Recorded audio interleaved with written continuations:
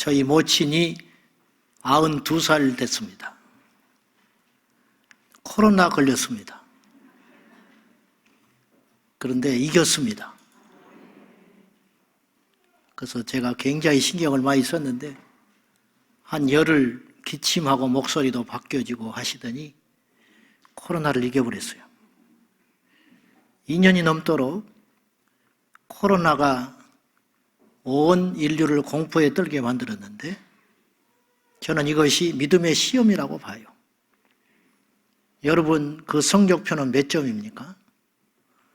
여러분이 해당이 안 될 수 있지만은 지금 현장에 코로나가 염려돼서 나오지 못하는 여러분들은 이유를 막론하고 그것이 성적표입니다. 물론 국가기관이나 중요시설이나 의료진들은 예일 수 있겠지만은 여러분, 코로나에 대한 인식이 바뀌어지고 있잖아요. 이제 이번 주 지나면 거리두기 사라지게 될 것이고 마스크도 실내에서만 쓰는 방향으로 가게 될 겁니다. 왜 그렇게 무서워합니까? 혹시 코로나 자체에 대한 두려움보다 내 믿음이 그밖에 안 되는 것은 아닌지 냉정하게 생각해 볼 필요가 있고요. 아프면 치료받으시고 열나면 쉬시고 하면서 코로나를 대처해 가면서 현장의 예배를 중단해서는 안 될 것입니다. 나오셔야 합니다. 우리 영상으로 예배하는 우리 성도님들, 마음이 중요하다고 여길지 모르나 몸이 가는 곳에 마음이 가는 것이고 마음이 가는 곳에 몸도 간다는 사실을 기억하셔서 몸뚱아리만 와서도 안 되지만 마음만 가서도 안 되고 몸과 마음이 함께 하나 되어 하나님 앞에 예배하는 우리 온 성도들이, 대한민국의 모든 성도들이 될 때에 주께서 이 나라를 다시 일으켜 세우리라 믿습니다.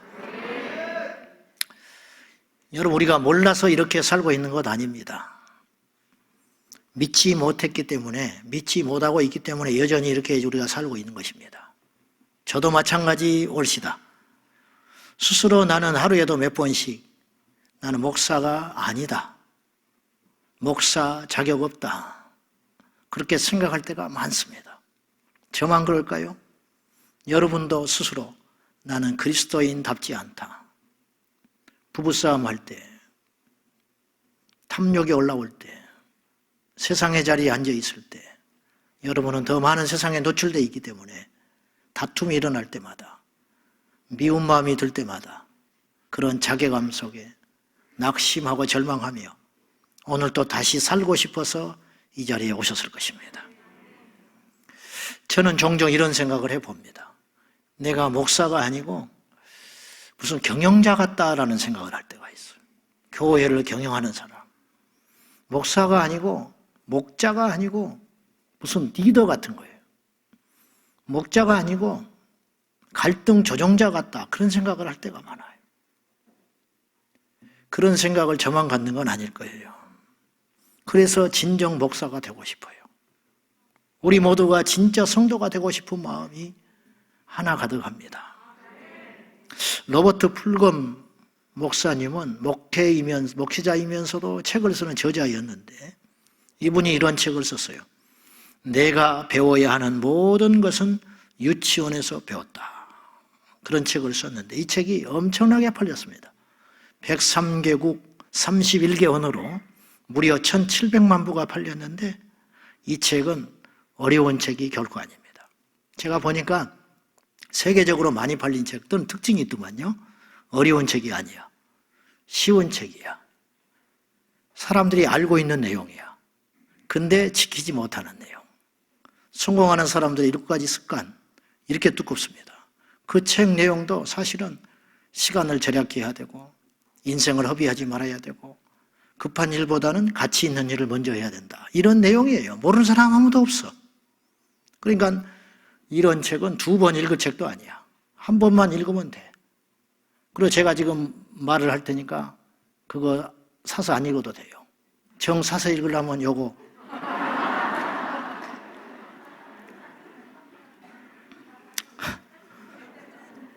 로버트 폴검 목사님은 그 책에서 무슨 내용을 이야기했냐면 유치원에서 우리가 이런 걸 배워왔다는 거예요.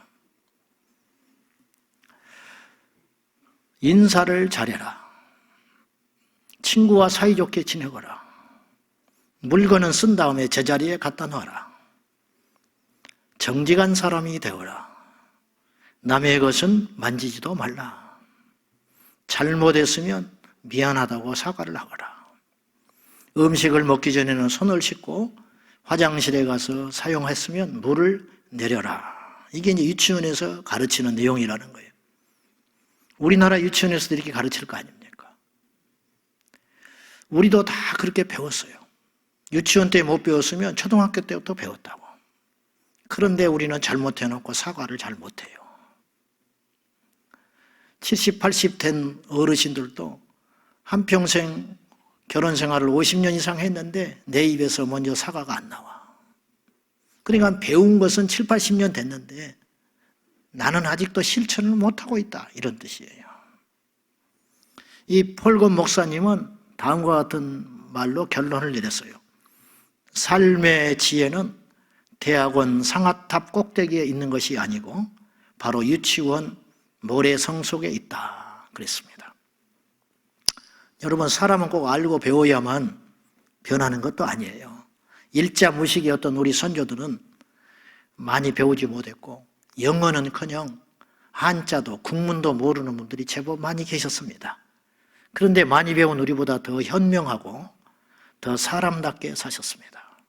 그 많은 부모들의 제삿날과 조상들의 제삿날과 생신날짜를 정확히, 그것도 음력으로 깨고 앉아서 어느 때 파종을 해야 되는지, 어느 때 비가 오게 될 것인지, 어느 때는 뭘 심어야 하는지 책을 보지 않고도 그 경험과 지혜로 그렇게 사셨던 분들입니다. 부모 공경할 줄 알았고 형제간에 우애 있게 지낼 줄 알았고 생기면 나눠 먹을 줄 알았고 동네에 장례가 생기면 바쁜 농사 팽개치고 쫓아가서 같이 이틀 3일씩 울어주던 그 현명했던 우리 어르신들.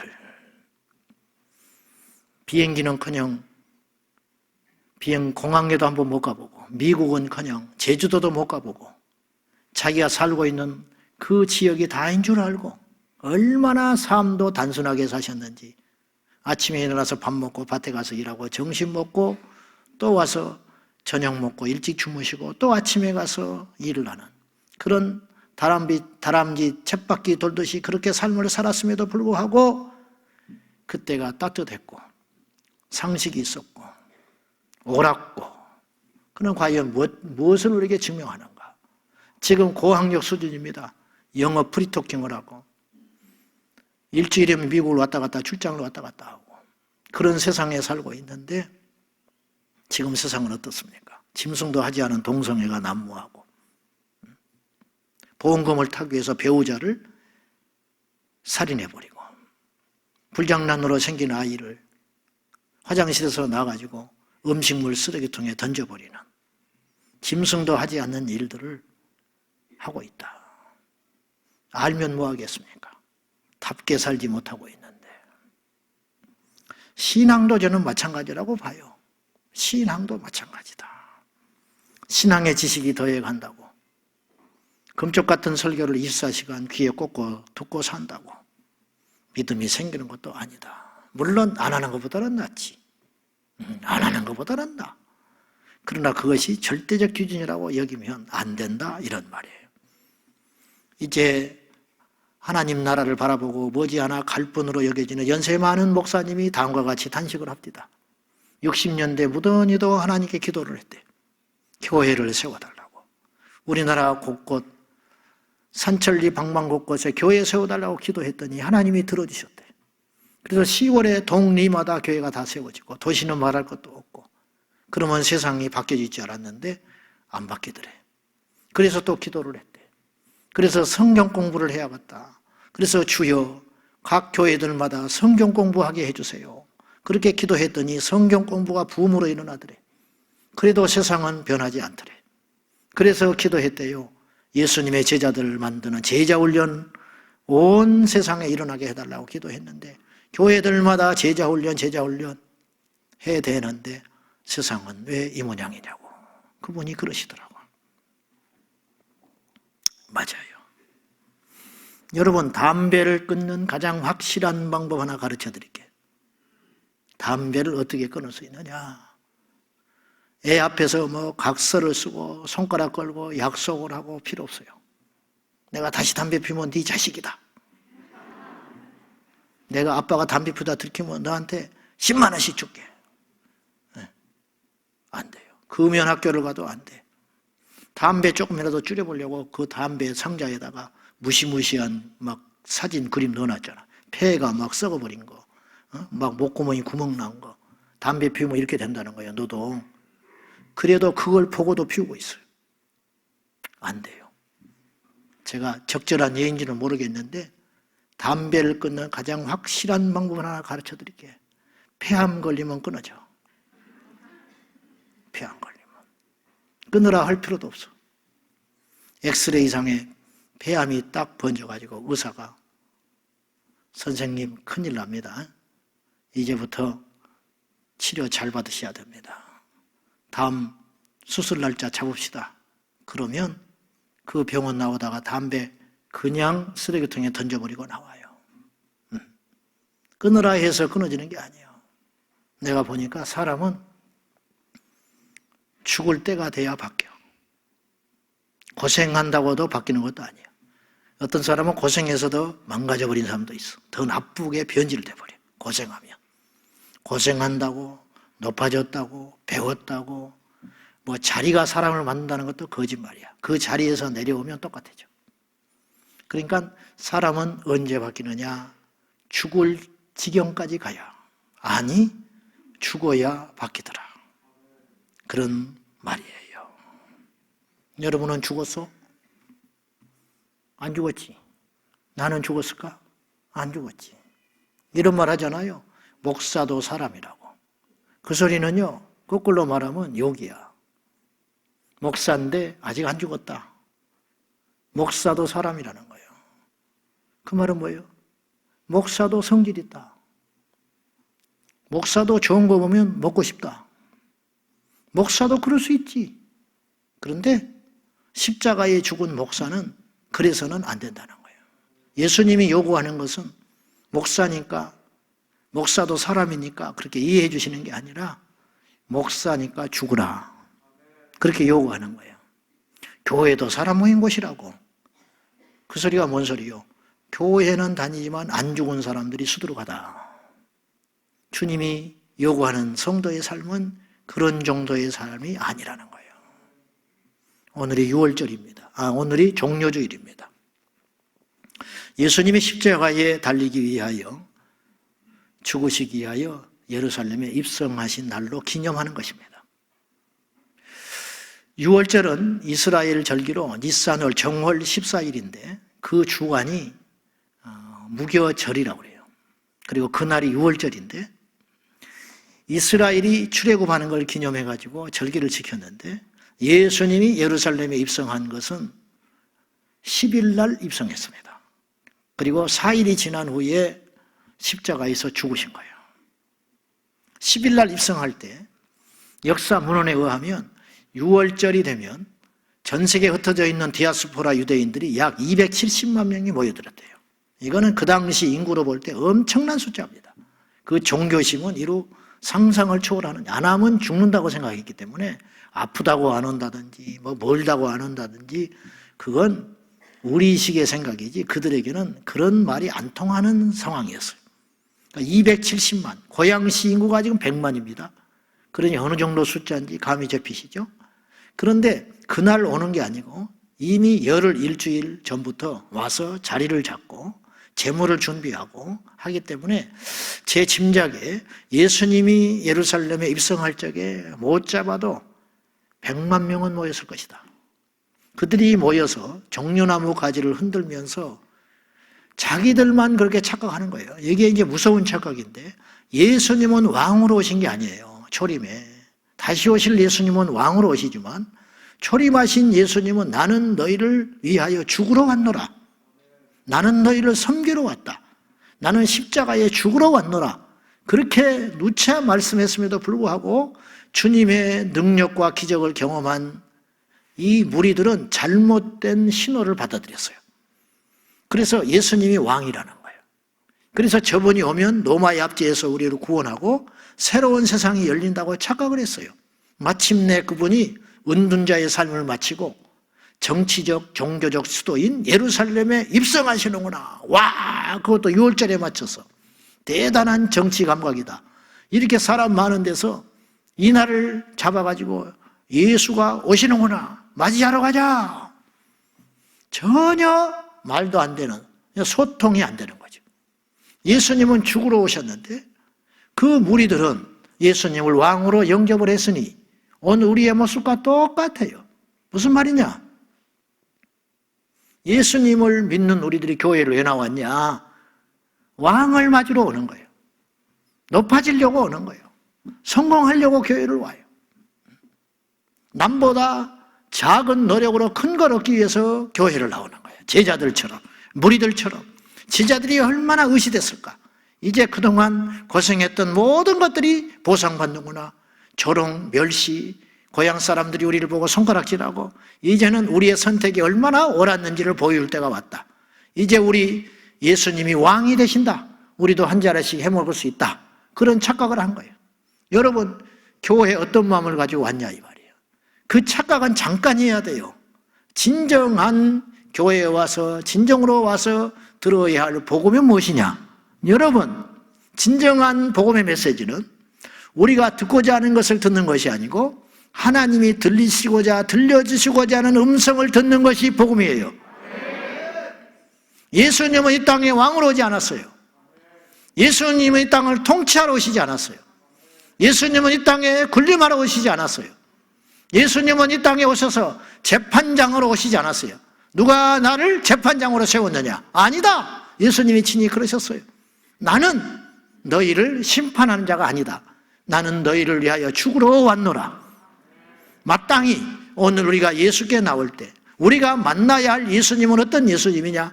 십자가에 달린 예수님을 만나야 한다 이 말이에요. 우리가 평생 배워야 할 가치는 유치원에서 다 배웠듯이 교회를 조금만 다니면, 2단만 아니면 복음을 들을 수가 있어요. 십자가에 대해서 들을 수 있어요. 십자가의 삶이 무엇인지 다 안다고요. 그런데 문제는 이것에 있는데 아는데 못 사는 거예요. 오늘 갈라디아서 2장 10절은 우리가 익히 잘 아는 말씀이에요. 처음 대하는 말씀 각오처럼 한번 읽어보도록 해요. 다 같이 시작. 그런즉 이제는 내가 사는 것이 아니요 오직 내 안에 그리스도께서 사시는 것이라. 이제 내가 육체 가운데에 사는 것은 나를 사랑하사 나를 위하여 자기 자신을 버리신 하나님의 아들을 믿는 믿음 안에서 사는 것이라. 우리가 교회에 와서 제일 먼저 만나야 하고 찾아야 할 복음의 메시지는 뭐냐? 십자가. 그 십자가가 문제는 걸려있는 십자가가 돼서는 안 되고 여러분의 반지, 여러분의 차에 흔들거리는 십자가가 아니라 여러분 목에 걸고 있는 십자가가 아니라 그 십자가가 내 안에 들어와야 한다. 그것이라는 거예요. 그것이 있는 거예요. 사도 바울은요, 예수님이 십자가에 죽으신 걸 알았어요. 왜냐하면 골고다에서 죽으신 십자가의 사건은 엄청난 사건이었습니다. 그 당시 어마어마한 사건이었어요. 왜냐? 갈릴리 나사렛에서 오신 예수님이 원래도 유명했어요. 소경이 눈을 떴고 안진병이가 일어났고 귀신 들린 자가 고침을 받았고 죽은 나사로가 살아났으니 과장할 필요도 없이 가는 곳마다 예수님의 이야기로 가득했어요. 그런데 그 예수님이 느닷없이 하나님의 아들이라고 자처하더니 이단자여 하나님을 못 오겠다는 이유로 십자가에서 죽어버렸다. 엄청난 화제거리죠. 바울도 알았어요. 그런데 아무런 상관이 없는 거예요. 예수님이 십자가에 죽었건만 바울은 아무 상관이 없었어요. 그런데 뒤늦게 부활하신 예수님을 다메섹 도상에서 만난 후에 바울의 삶은 바뀌어지게 됐는데 어째서 바뀌어지게 됐느냐? 십자가에 달린 예수님의 죽음이 예수님만의 죽음이 아니고 나도 죽었다. 오늘 이 표현은요, 갈라디아서 2장 20절은요, 멋진 표현을 쓰려고 이렇게 쓴 말이 아니에요. 훗날에 성경에 기록될 줄 알고 이렇게 표현을 한 게 아니에요. 자신의 순전한 고백, 이해할 수도 없고 상상할 수 없는 신비적인 고백, 논리에 맞지 않는 고백. 예수님이 십자가에 죽으셨을 때 나도 죽었다, 있을 수 없는 이야기를 하는 거예요. 그러나 이 바울의 고백은 진정성이 있어요. 이것이야말로, 즉 예수님이 얼마 전에 죽었던 그 십자가의 객관적 사실이 내 것이 되지 않는 한 우리는 예수님과 아무 상관이 없는 거예요. 우리가 왜 안 변하는가? 왜 우리가 알고도 말씀을 거역하고 사는가? 이유가 있는데 아직 십자가에 죽는 경험이 없다는 거예요. 차를 운전하고 고속도로를 가는데 교통사고가 크게 났어요. 바닥에 피가 낭자해. 아이고, 아까운 사람이 또 죽었겠다. 운전 좀 천천히 하지. 졸았나? 왜 그랬나? 그러면서 이제 다시 교통체증이 풀리니까 달려가는데 여전히 벨트를 매지 않고 여전히 과속을 하면, 그리고 그날뿐만 아니라 그 다음날도 역시 여전히 위반을 하고 과속을 하고 달려가면 그 교통사고의 사건은 나하고 아무런 상관이 없는 거야. 근데 어떤 사람은 이렇게 마음을 먹어요. 그 사건을 목격하고 충격을 받아요.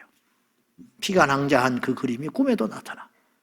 그리고 그때부터 이 사람은 운전 습관을 바꿔요. 그걸 목격하고 나도 저럴 수 있겠다, 큰일 나겠다. 그리고 그때부터 평생 운전하는 동안에 그는 과속을 하지 않고 벨트를 풀지 않고 법의 규정대로 운전을 해갔다면 그 교통사고의 사건은 나의 사건이 되는 거예요. 적절한 예인지는 모르겠지만은 십자가의 사건이 그와 같은 것이 되어야 한다는 거예요. 그러면 여기서 우리가 반드시 두 가지를 점검해 봐야 돼요. 그건 뭐냐? 내가 주님과 함께 십자가에 죽었다면 말로만 할 것이 아니라, 그렇게 믿을 것만이 아니라 믿으면 반드시 표징과 증거가 있어야 하기 때문에, 내가 예수님과 함께 십자가에 죽었다는 이 말씀은 갈라디아서 2장 20절, 제가 볼 때 여기 3분의 2는 다 알고 있어요.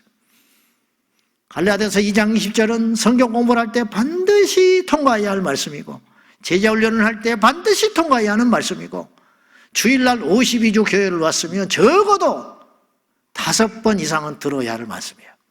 그러니까 처음 접한 사람이 거의 없어요. 다 알고 있는 말씀이에요. 안다고 내 것이 아니에요. 내가 어떻게 그 증거를 가졌는가? 내가 이 말씀에 육화되어 있는가? 이 말씀이 내 말씀, 내마가 되었는가? 그거를 증거할 자는 저와 여러분 자신들이에요. 첫째, 내가 예수님과 함께 십자가에 죽었다면 어떤 증거가 있어야 되는가? 첫째, 예수님의 십자가의 그 사건이 나의 사건이요, 그것이 내 안에 날마다 일어나는 현실적 이야기가 되어야 된다. 무슨 말이냐? 정말로 예수님과 함께 십자가에 바울이 죽음과 같이 우리도 바울처럼 예수님과 함께 십자가에 죽었다면 예전의 모습으로는 못 돌아간다. 안 돌아가는 게 아니에요. 못 돌아가는. 여러분, 안 하는 것과 못 하는 건 달라요. 금연학교 다니는 사람은 담배를 안 하는 거야. 근데 어느 날 또 해버릴 수 있어. 그러나 폐암 걸린 사람은 못 하는 거야. 죽음과 연결되기 때문에. 안 하려고 사는 건 신율법주의예요. 참으려고 하는 거. 회의할 때 그때마다 따져 물어야 내 성격인데, 어느 날 말씀을 듣고 나니까, 은혜를 받으니까 안 되겠다, 하지 말자, 오늘 참자, 다음에 참자, 한 10번 20번 참았어. 그러다가 어느 날 아이고 답답해 죽겠네, 잠깐만, 이거는 내가 그동안 눌렀기 때문에 나와버리는 거야. 그건 죽은 증거가 아니야. 여러분, 안 하는 것이 돼서는 안 돼. 그러면 결국은 하게 돼. 안 하는 게 아니라 못 하는 것이다. 안 가려고 하면 결국은 가게 돼요. 안 가는 게 아니고 못 가는 거야. 안 보려고 몸부림을 치는 게 아니라 볼 수 없게 돼버리는 거죠. 그것 왜 그러냐? 죽었기 때문에. 바둥바둥 죽으려고 노력하다가 또 좌절하고, 그런 율법적 삶이 아니라, 애쓰는 것이 아니라 그렇게 되어버리는 것. 그렇게 되어버리는 것. 그것. 십자가에서 죽은 그 자아는 나의 옛 자아. 죽었는데 사는 신비. 바울이 죽었다고 고백하는데 멀쩡히 살아있는 이 신비로운 역사. 누구든지 그리스도 안에 있으면 새로운 피조물이라. 이전 것은 지나갔으니 보라 새 것이 되었도다. 나는 난데 내가 아닌 삶. 로마서 12장 1절 말씀을 읽어보겠습니다. 시작. 그러므로 형제들아 내가 하나님의 모든 자비하심으로 너희를 권하노니 너희 몸을 하나님이 기뻐하시고 거룩한 산제물로 드리라. 이는 너희가 드릴 영적 예배니라. 이 말씀을 여기가 연결을 시켜보면 원래 구약의 제사는 산제물을 드려야 돼요. 죽어있거나 흠 있는 제물을 가져가면 결격사유입니다. 그건 심판받습니다. 살아있는 채로 숨이 뻘떡거리는 제물을 가져다가 제사장에게 안수를 받고 나서 반드시 죽여야 해요. 그 전에 죽이면 반칙이에요.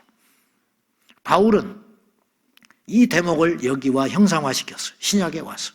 즉 우리가 지금 하나님께 나올 적에 그런 짐승의 제물은 가져오지 않지만은 영적으로 우리가 제물이 되어야 한다.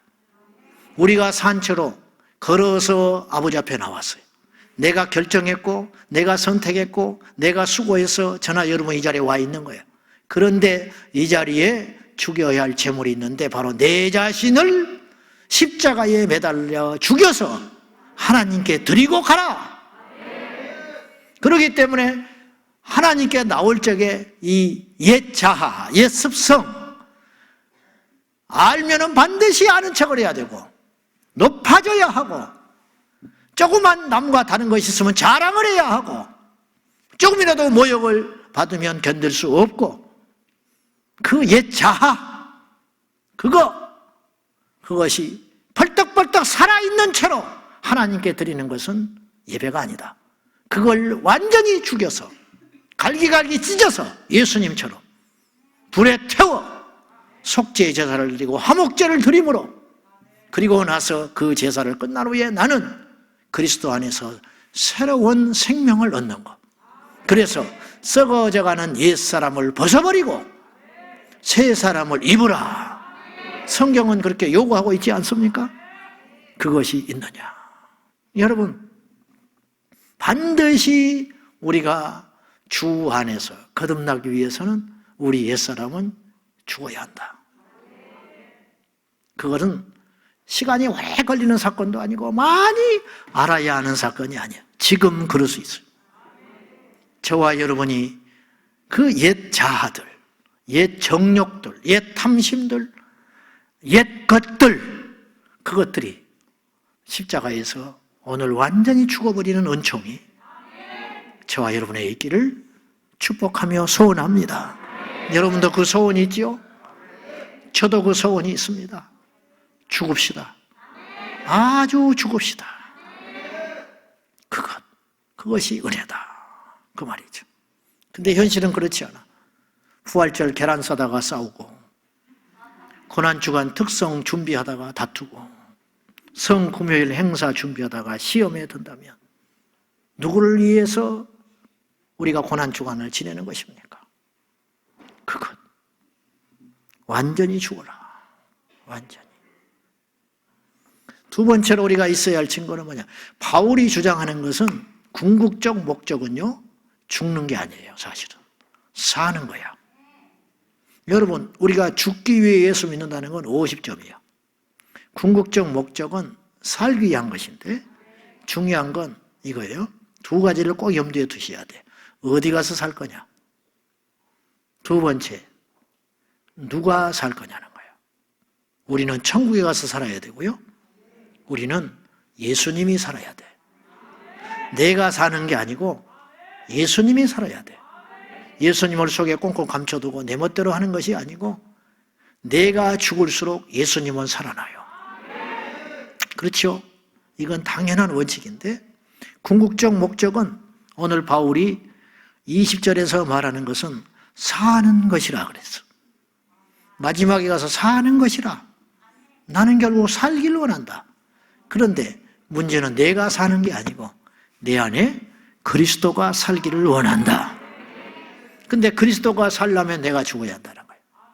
이러기 때문에 죽음 또한 가치가 있는 것이지 예수님이 드러나지 않는 죽음은 완전한 저주스러운 죽음. 그러나 예수 안에서의 죽음은 복되니 그것이야말로 경사스러운 죽음이고 위대한 죽음이고 상상할 수 없는 은총의 죽음이다. 그렇게 볼 수 있는 거예요. 자, 우리 안에 예수가 산다는 건 무슨 의미인가? 머리로는 알아. 코로나 이 바이러스가 가진 사람이 사람을 만나면 그 사람만 만나는 게 아니고 코로나 바이러스가 그 사람을 만나는 거예요. 그래서 내가 만나고 가면 그 사람이 코로나에 걸리게 되는 거예요. 이게 숙주야, 숙주. 우리 몸이 숙주잖아요. 그래서 우리가 살아있으면 코로나는 우리 안에 있어요. 그리고 코로나가 있으면 누군가에게 코로나를 전할 수밖에 없어요. 전하려고 해서 전하는 사람은 아무도 없어요.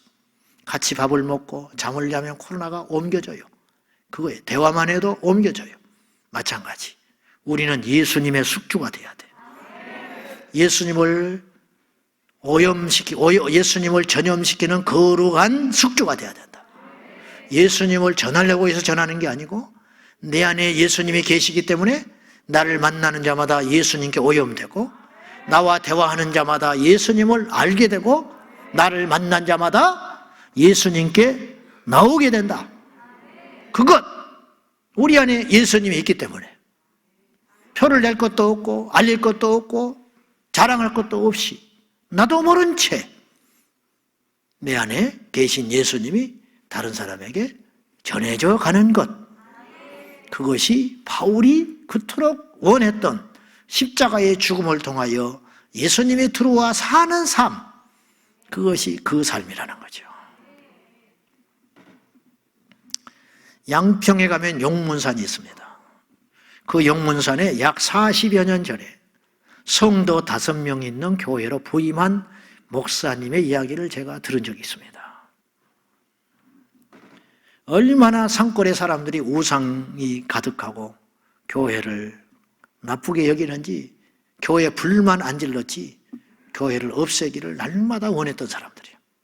교회에 갔다 그러면 그 사람은 동네에서 취급도 안 해주는 그런 분위기. 무당, 우상 가득한 그 동네에 목사님이 교인 5명을 보고 부임을 해서 들어가셨어요.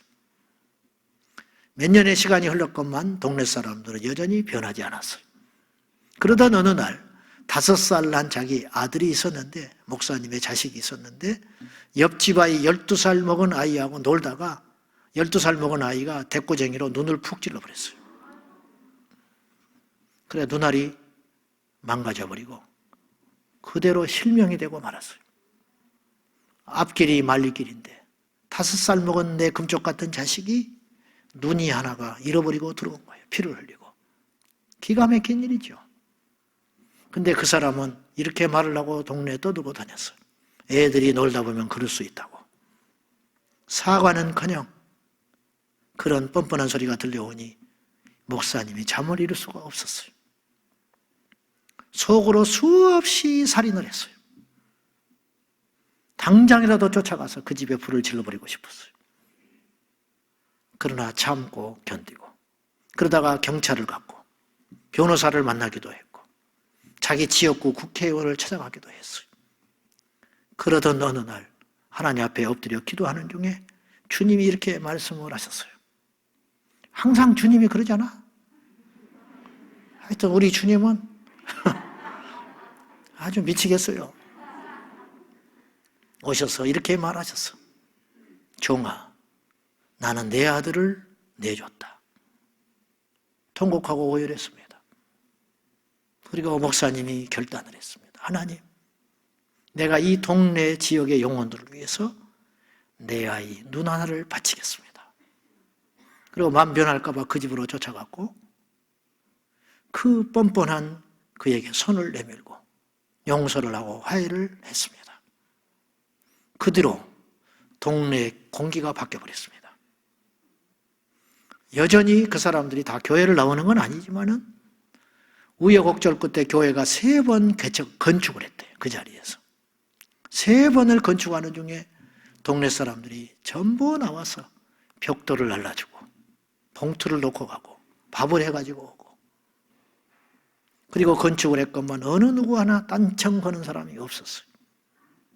교회가 점점 부흥하고 건물들이 커진에도 불구하고 그 동네 사람들은 축하해주고 기뻐해줄 망정 딴지 거는 사람이 한 명도 없었어요.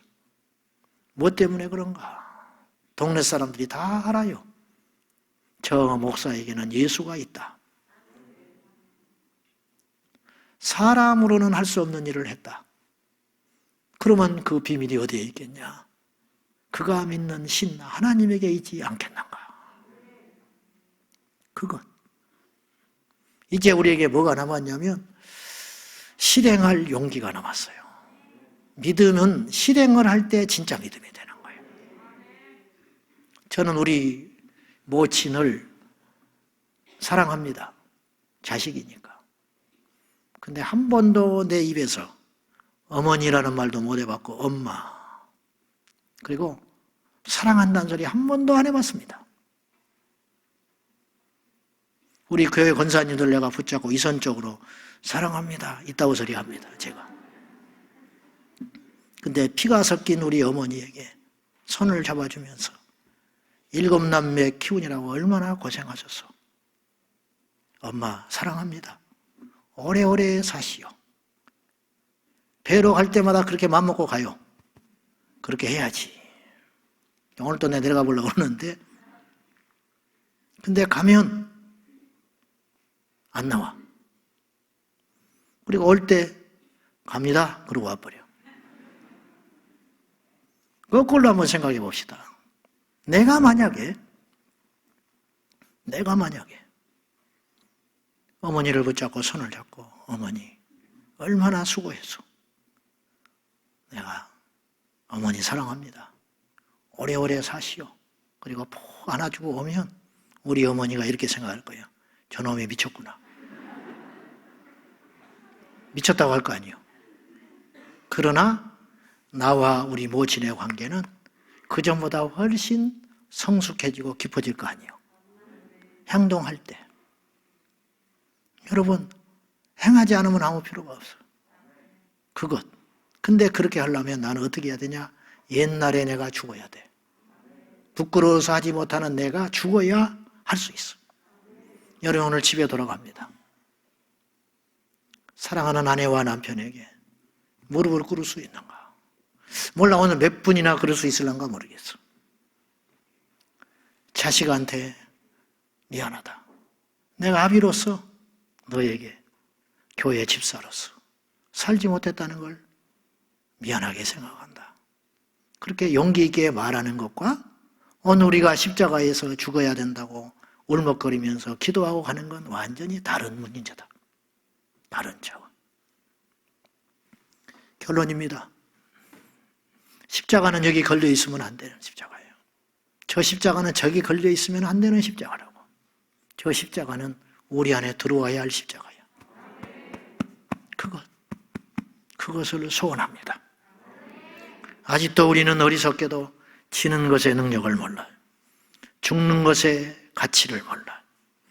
당하고 무시받는 자의 은혜를 모른 채 버둥버둥 이기려고 높아지려고 강해지려는 우리 옛사람이 오늘 십자가에서 완전히 산재물 되어서 죽고 이 예배가 끝나고 돌아갈 때에는 그리스도 안에서 새로운 존재로 옷 입는 저와 여러분의 은총의 시간이 되기를, 진정한 축복의 날이 되기를 예수님의 이름으로 간절히 축원합니다. 기도하겠습니다. 하나님 아버지, 변장하고 살고 싶지 않습니다. 변화되고 싶습니다. 주님, 수면제 먹고 깊은 잠에 빠지기를 원치 않고 진정으로 죽기를 원합니다. 나의 옛 자아, 이생의 자랑, 육실의 안목, 그것만 머물러 있는 내 옛 자아가 오늘부로 십자가에서 죽게 하여 주시옵소서. 내가 죽을 때 예수님이 삽니다. 죽으려는 목적이 어디에 있습니까? 내 안에 예수님이 살게 하려고 내가 죽어야 하는 것이니 주여, 이제부터 내가 살아야 한다면 예수 그리스도를 나타내기 위해 사는 것입니다. 주여, 예수님 내 안에 오셔서 살아주십시오. 나는 없이 해주시고 죽여주시고 예수님이 살아주십시오. 예수님의 이름으로 기도 올리옵나이다. 아멘.